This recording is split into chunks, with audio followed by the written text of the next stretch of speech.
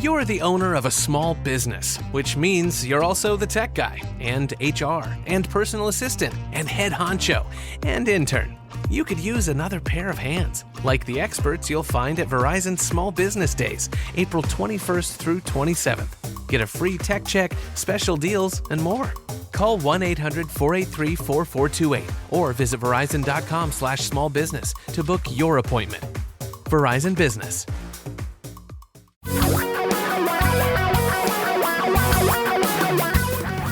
Reality radio for a really great future. We're talking real money. Wow, time flies. I thought we just did a podcast and now we're doing another podcast? Hi, everybody. Welcome to Talking Real Money. I'm Don McDonald. Over there? Why, that's Tom Cog. I know you've been waiting for him to be here. Yeah. Tom, how are you? Thank you. I'm doing well. Thank you for asking. Oh, he had to attend a really long corporate meeting. No, it was delightful. Terrific information. Just on my toes the whole time. Oh, sure. Sure. Yeah. Because you know they listen to the podcast. I know. Yeah, they do. You know they do. They actually do listen to the podcast. My boss is listening right now saying, thank you for that compliment. And now praise as it was. And now you'll never know whether he meant it or not. And we'll just leave that right there. Hey, today we're going to talk about saving for retirement. The thing that we believe is probably the most important investment decision or series of investment decisions any of us will ever make. Now, there's this guy who writes books and has a column at, does he have a column at Market Watch? It's there regularly. It was one of the top read ones a couple weeks ago. No, he's a pretty popular dude. He's strange, but he's popular. He's not strange. Come on. Just in case he's listening, I want to give him a hard time. All right, he is listening, and so he'll be all over that. He's an old friend. Oh, good Lord. You are really on it today. I'm in a mood today. I got my COVID shot yesterday. I could tell you're moving at about half speed and you're popping off on everybody. So careful. Grumpy.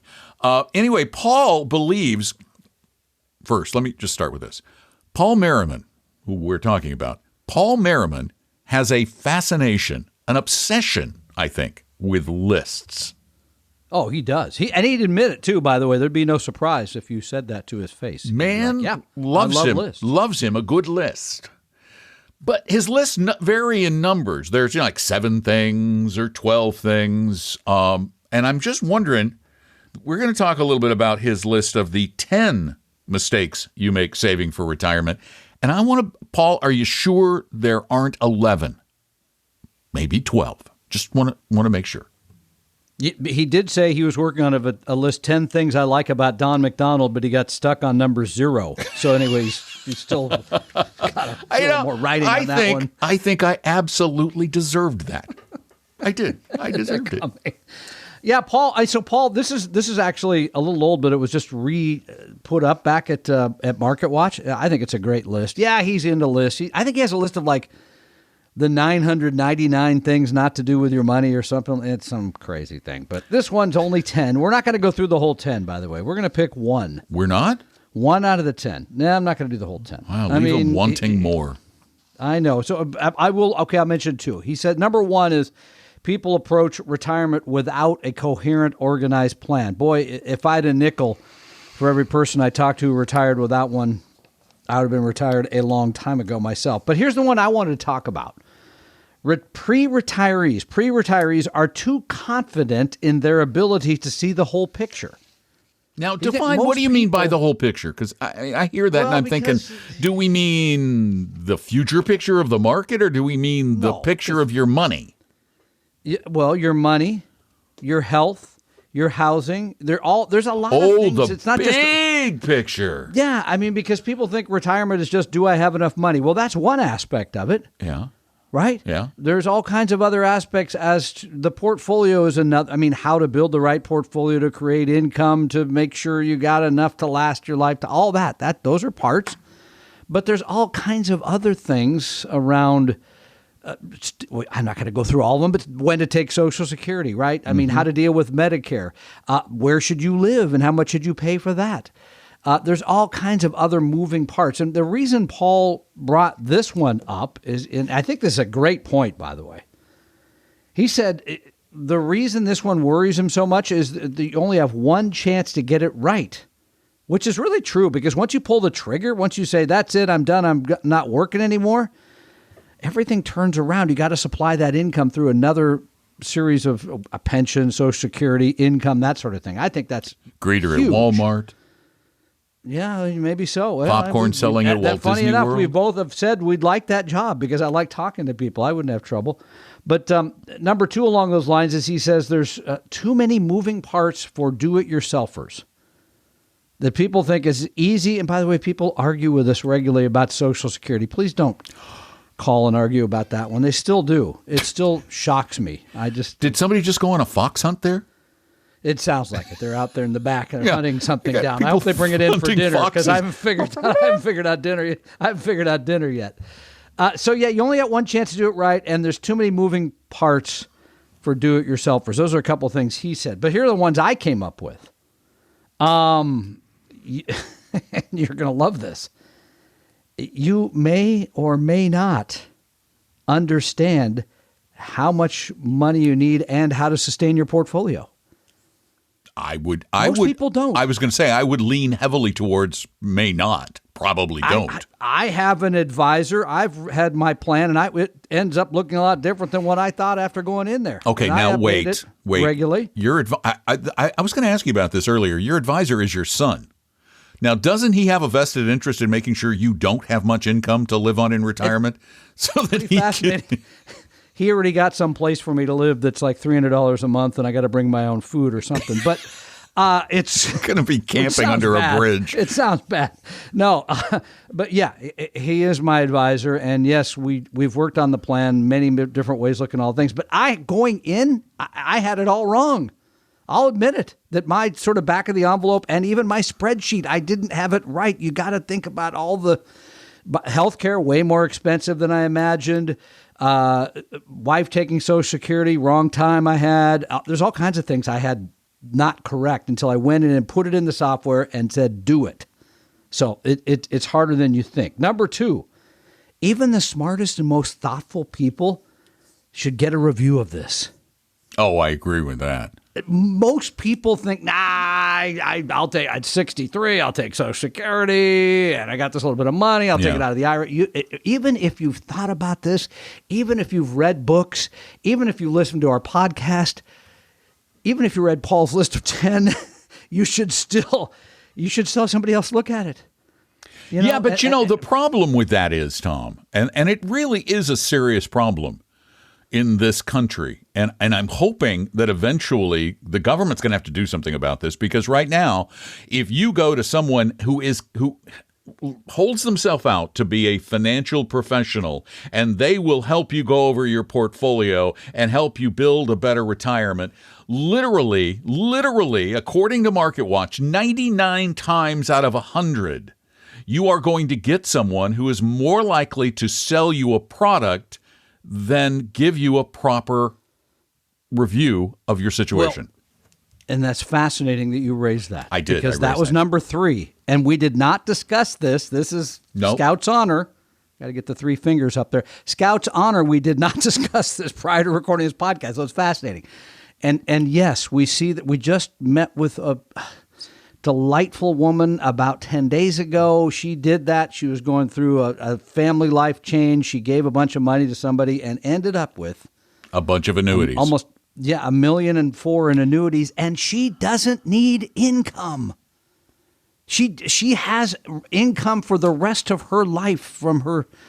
And so you're right. That's the reason people don't do this most of the time. You need to find a 100% fee-only fiduciary. Those are the people you can trust. By the way, the people that sold her the annuity, yeah, they're fiduciaries sometime, and yeah, sometimes, guess what? They're not. They're not. Yeah, dual registered. They made a whole lot of money.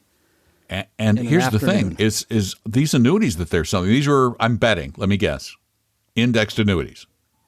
Oh, yeah, because you get You get a return of the stock market, right, which you don't. With none of the risk. So typically, and this is a pretty good rule of thumb for these products, typically the commissions run right around 8%.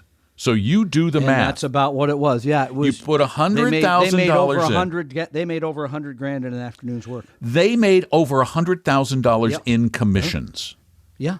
Now, see, in my weird way of looking at things, that sounds like it should be illegal. Yeah, I think it's immoral. Yeah, definitely immoral. I was trying to find the right word. I didn't want to use sinful, but it's immoral. Close. Anytime, but think that through. Yes, does it take someone? By the way, I'm sure if you went to these people that sold the product, they'd say, "Well, we did the right thing." Mm-hmm. She doesn't want to take any risk. She's got no risk. She gets this income, blah blah, and no, I don't think. Oh, I have an idea for all of you. I have an idea. Yeah. This is a great idea.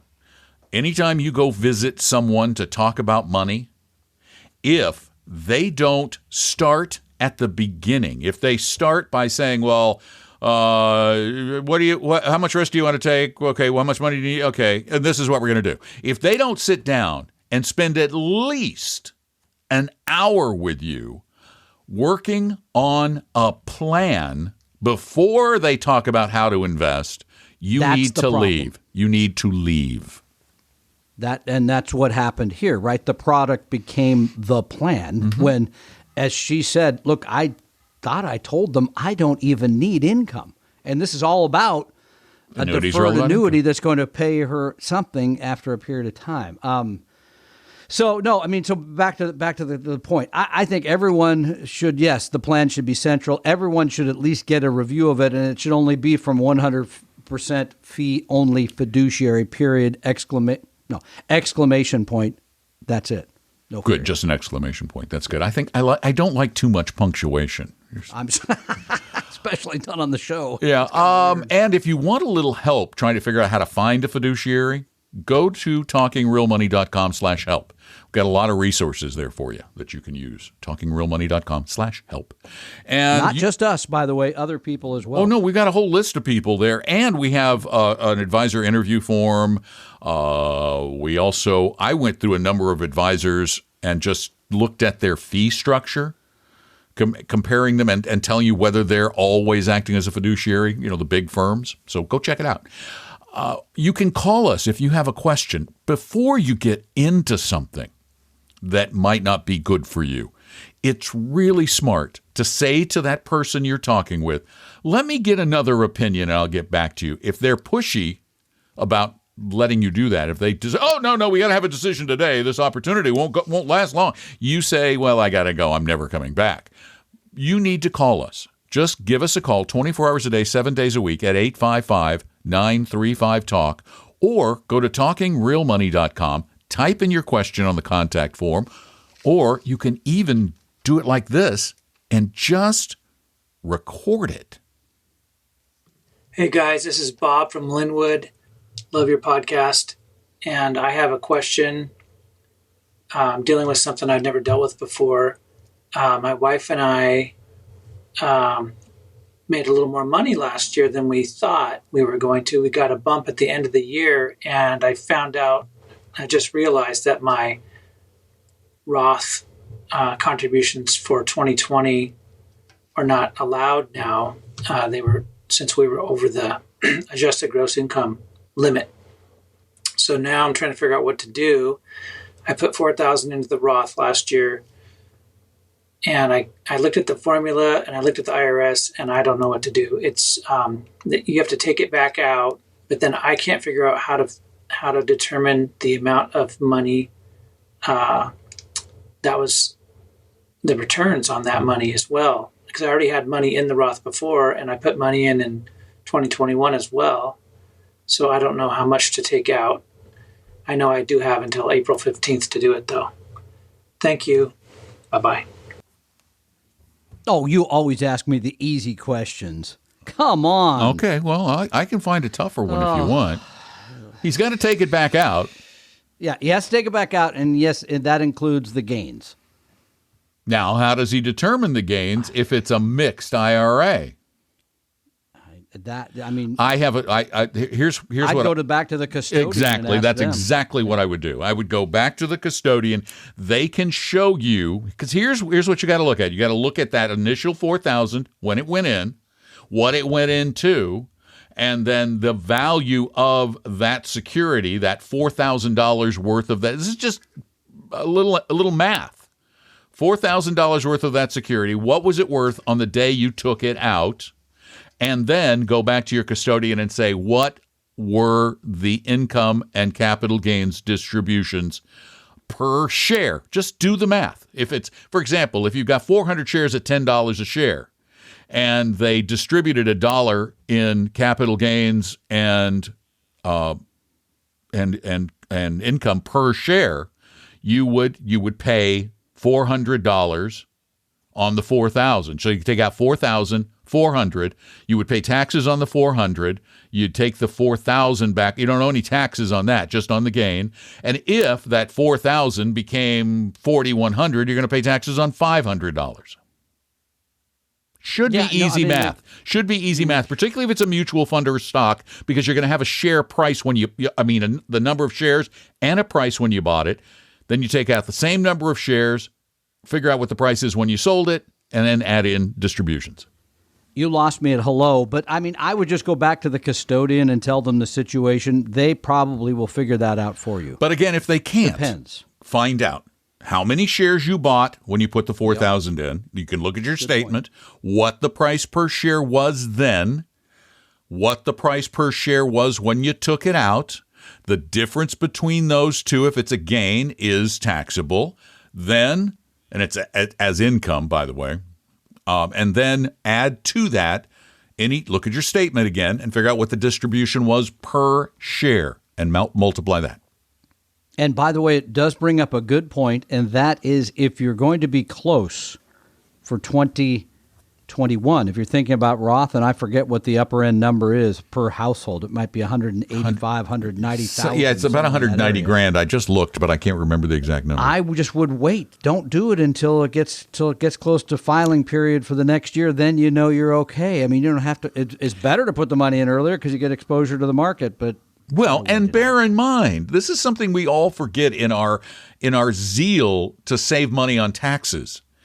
If you have $4,000 that you're going to put into a Roth and you're going to possibly be above the threshold, invest it. Go ahead and invest it exactly as you would. Just put it in an ETF or a tax-managed mutual fund that will give you very little taxation during the course of the year and allow you to still grow it, and then you can just move it over to the Roth. That's not a bad idea either. I am full of good ideas. And remember, you can call in your questions anytime at 855-935-TALK, 855-935-8255, or type them in, speak them in at talkingrealmoney.com on the contact form. And if your question is really involved, it's like your whole portfolio, you go, and I don't have a plan, I got this mess, and you want a really in-depth second opinion, where can they go, Tom? Paul Merriman would be the guy I'd call for that one. Right. No, go to vestory.com. That's our company, sorry. Vestory, Vestory.com. He was in a meeting all day. He's lost his mind. Set up an appointment with one of our advisors. We absolutely do not charge you for that meeting. We absolutely do not have any expectation, and we don't pressure you to do anything. We just want to help you get this right. Because we found... Like a lot of first dates you've had. I understand. I don't even remember the last first date I had. Sorry, that was too easy. Yeah, so go to vestory.com, set up an appointment. All right? Sorry. Thanks. We're out of here. Thank you. Yeah, I'm done. That's Tom. We just hang around talking real money.